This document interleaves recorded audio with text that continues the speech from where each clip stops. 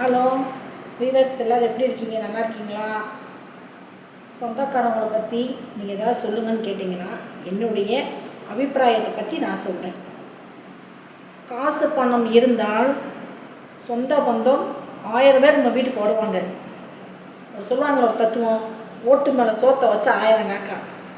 காசு பணம் இல்லாதவங்க சொந்தக்காரங்க வரமாட்டாங்க.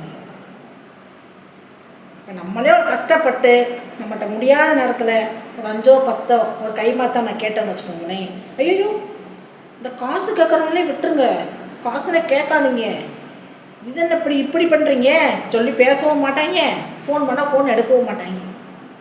மொத்தத்தில் அவங்க மாநிலம் சொல்லணும்னா சொந்தக்காரங்க நம்ம வாழ விட மாட்டாங்க, சாகவும் விட மாட்டாங்க. அடுத்தவங்க கூட நான் சொல்லிட்டு கண்ணீர் வடித்தா என்னான்னு கேட்பாங்க. ஆனால் இவங்க இருக்காங்க பாருங்க, எப்போ இவங்க அழிவாங்கன்னு பார்ப்பாங்க. அப்படிப்பட்ட உலகம் அது.